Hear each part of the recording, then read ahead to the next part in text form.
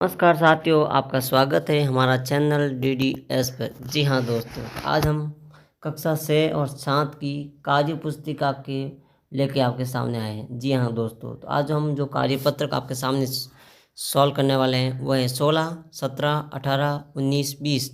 5 कार्यपत्रक आपके सामने हम आज प्रस्तुत करने वाले हैं, जो कि बारी बारी से हम आपको इस व्याकरण पर आधारित इन प्रश्नों को समझेंगे और अपनी दक्षता को और कैसे विकसित किया जाए इन बच्चों को, वो इस पर चर्चा विमर्श करेंगे। तो चलिए कार्यपत्रक 16 के ऊपर नज़र डालते हैं और यहाँ हम देखते हैं व्यवहारिक व्याकरण के शब्द समूह में शब्दों के अर्थ को समझ पाना।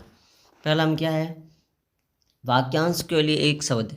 एक जो वाक्यांश के लिए एक शब्द में क्या आता है, जैसे कि उदाहरण के तौर पर साल का पहला महीना कौन सा होता है, जनवरी। ठीक उसी तरह हमारे पिताजी के पिताजी क्या हुए, दादाजी। जिस दिन स्कूल बंद रहता है उसे रविवार के दिन। जहाँ 4 रास्ते मिलते हैं, चौराहा, चौराया, चौराहा। इसे आप या भी कह सकते हैं। अगला जो है, जहाँ बारिश के बाद आसमान में 7 रंगों का समूह, इंद्रधनुष। अगला, नीचे दिए गए अनेक शब्दों के लिए एक शब्द पर निशान लगाइए। छोटे भाई को क्या बोलते हैं, अनुज। जहाँ अनाथ बच्चों को रखा जाता है, अनाथाल। 3 रंगों का मेल, तिरंगा। और जो मिट्टी के बर्तन बनाते हैं, कुम्हार। अगला जो है, मिठाई बनाने वाले को क्या कहते हैं, हलवाई। इसी तरह दिए गए तीसरा में समूहवाची शब्दों के लिए उचित विकल्प चुनकर सही निशान लगाइए। जैसे नोटों की गड्डी होती है लच्ची, तो गड्डी। पर्वतों की कड़िया होती है संकला, तो संकला। फूलों की टुकड़ी होती है गुलदस्ता, तो गुलदस्ता। यहाँ टिक। लोगों की भीड़ होती है या जोड़ी, तो भीड़। इसी तरह भेड़ बकरियों की टुकड़ी होती है रेवड़, तो होता है रेवड़। और सैनिकों की झुंड होता है टुकड़ी, तो सैनिकों की क्या होती है, टुकड़ी। क्या होती है, टुकड़ी। ये था कार्यपत्रक 16। अगला है 17वां कार्यपत्रक। 17वां में हम क्या यहाँ समझ विकसित करेंगे, यह सब व्याकरण के बारे में। किसके बारे में जानेंगे, संज्ञा के बारे में। या हम संज्ञा शब्दों के बारे में जानेंगे। तो नीचे दिए गए जाल में संज्ञा शब्द ढूंढकर संज्ञा शब्दों का वाक्य बनाइए। ये जो बॉक्स दिया है इसमें आपको क्या ढूंढना है, संज्ञा शब्द। जैसे बैल, गद्दा, शेर, आगरा, पंख। इसी तरह से आप कई वाक्य बना सकते हैं। जैसे आगरा के लिए क्या बना, आगरा में क्या है, ताजमहल। बैल का, गाय का बछड़ा बैल होता है, गाय का बच्चा बैल है। शेर जंगल का राजा होता है।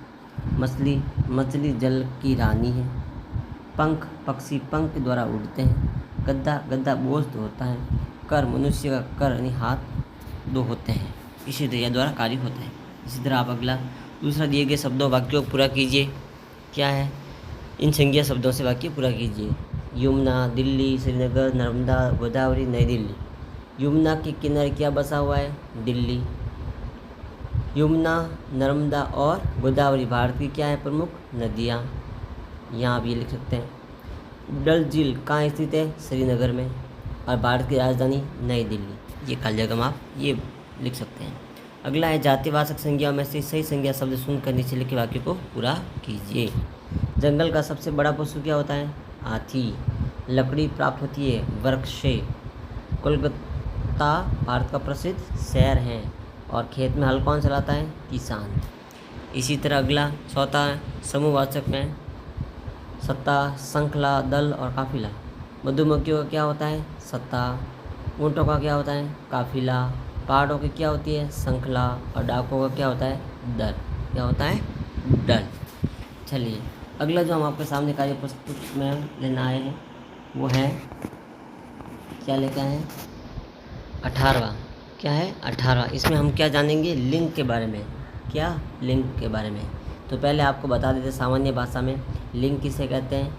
लिंग वह शब्द होता है जो किसी संख्या यानी पुरुष जाति या स्त्री जाति का बोध करवाते हैं। पुरुष या स्त्री का बोध करवाते हैं। तो हिंदी में कितने होते हैं लिंग, 2।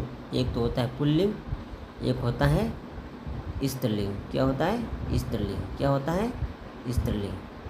2 लिंग होते हैं। अगला जो बात करते हैं यहाँ सम्राट। 2 दे रखे हैं, लिंग लिखिए। शब्दों के। तो सम्राट क्या है? पुल्लिंग। नानी क्या है? स्त्रीलिंग। कौवा क्या है?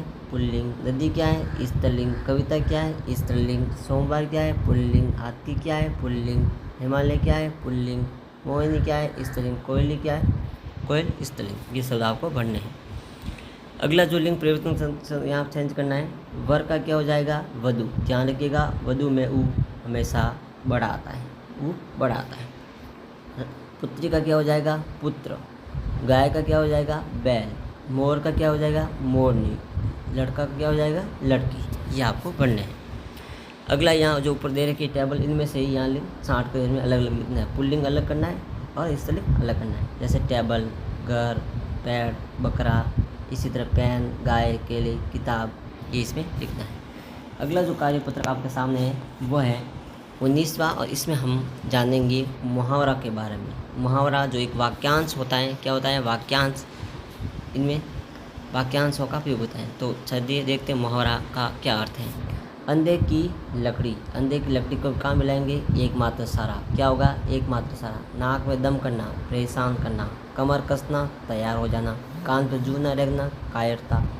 पीठ दिखाना, अर्थात पीठ दिखाने का मतलब कायरता, और कान पर जू न रखना, किसी बात का कोई असर नहीं होना। अगला जो है, नीचे देखिए कोष्टक में दिए गए शब्दों का चयन कीजिए। अक्ल बड़ी की गाय या भैंस, तो भैंस कहा गया। अक्ल बड़ी की भैंस। कुत्ते की दुम पाइप में या किसी में डालो, वो हमेशा टेढ़ी तो टेढ़ी ही रहेगी, सीधी नहीं होगी। भैंस के आगे बीन बजाना या बंद करना, बीज बजाना कोई फ़ायदा नहीं है। ऊँट के मुंह में सारा या जीरा, तो जीरा क्या आ जाएगा? जीरा। छोटी वस्तु, अल्पमात्रा की वस्तु। बंदरक क्या जाने अदरक का स्वाद, क्या आ जाएगा? अदरक का स्वाद। अगला जो आपके सामने मुहावरा है, उन शब्दों का अर्थ लिखते हुए वाक्य पूरा कीजिए। टूट पड़ना या झपटना, लड्डू देखते ही टूट पड़ना। खिल उठना, प्रसन्न होना, मैं परीक्षा में प्रथम आने पर खिल उठा। ठान लेना, इच्छा शक्ति। दंड संकल्प, सरकारी नौकरी के लिए मैंने ठान ली। दंग रह जाना, आश्चर्यचकित रहना, मैं शेर को देखकर आश्चर्यचकित हुआ। और मुँह ताकना, देखते रह जाना, मोहन को रोटी नहीं मिली तो मुँह ताकते ही रहा। तो ये तो था कार्यपत्र 19वां। अगला आखिरी जो कार्यपत्र जो अंतिम है वो है 20वां। यहाँ पर एक कविता दे रखी है, पद्यांश। इस कविता को पढ़कर इन प्रश्नों का उत्तर निकालना है।